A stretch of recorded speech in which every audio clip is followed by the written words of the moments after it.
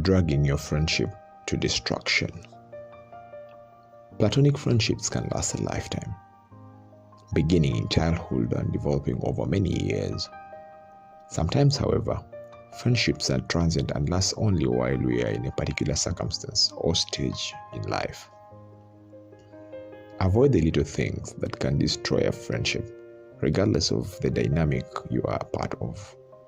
Friendships can quickly be saved by quick fixes before it's too late, but occasionally, the root cause is not identified in time.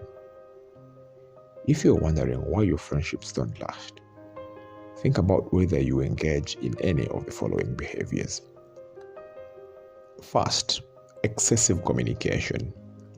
We adore our friends, and the more a part of our lives they are, the more we need them. But like anything else, we can quickly become harmed by having too much of a good thing. Some friendships naturally remain in touch with daily check-ins between the two parties. However, it might be wise to take a step back if you're trying to build a relationship where talking on the phone, texting, visiting, and using social media daily is constant. No matter how enduring a friendship is, everyone needs their own personal space. If you are the one to start this kind of relationship, it's likely that you are keeping your friend from enjoying or concentrating on their other responsibilities in life. This kind of friendship can quickly make the recipient irritable and burn out. No matter how close you are to a friend, it is crucial to maintain boundaries when it comes to communication. Without being forced into constant contact, the relationship should feel warm and supportive. Second, lacking empathy. It's critical to distinguish between sympathy and empathy in a friendship. Understanding and being able to relate to another person's situation is known as empathy. The act of feeling sorry for someone is all that it takes to be sympathetic, and nobody wants to think that the other person is sorry for them.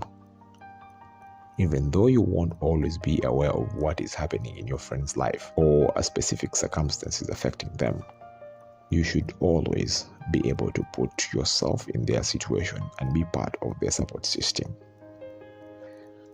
A lack of empathy in a friendship can cause it to deteriorate very quickly. The third is having too many controversial ideas.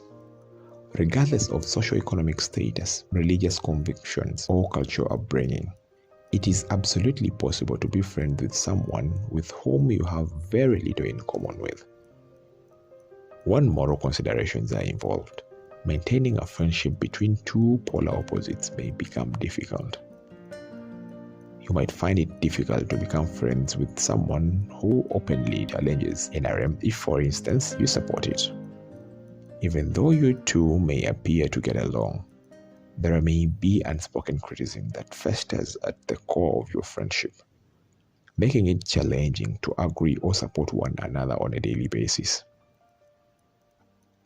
Negative criticism of another's decisions is a catalyst for toxic friendships and makes people feel as though they are walking on eggshells whenever they are around you.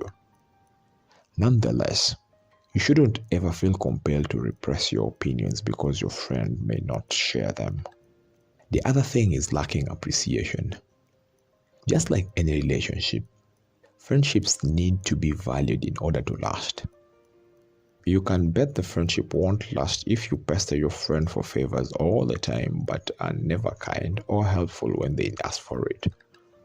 People like to know that they are needed, but they also need to feel that their presence matters to someone else, even though keeping track of who has done what for whom is not necessary. The relationship should have a roughly equal distribution of giving and receiving. The other thing is peer pressure. Nobody enjoys peer pressure at any age, whether they are in primary school, high school, or adulthood.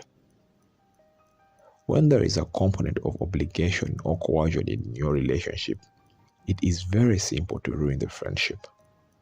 Even if you're convinced that it is in their best interest, you should never pester a friend into thinking, acting, or being in a way that they are not. Finally, over-expectation. Shakespeare says, expectation is the root of all heartache. He failed to inform me of this. She failed to come through for this. He should have at least informed me. The anxiety of expectation is concealed in all of the aforementioned incomplete sentences.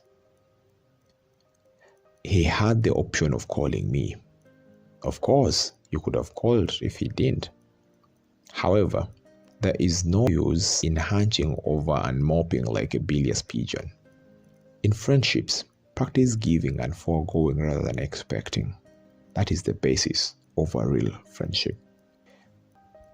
Since every friendship is unique, only you can decide what the limits of your friendship should be. The friendship will probably endure as long as both individuals strive for harmony, show respect for one another, and concentrate on their shared interests. If you are worried that something you are doing is ruining your friendship, just ask your friend before it's too late. Effective communication is crucial to all relationships, including those we have with our friends. My name is Bona Harry, and this is In My Voice.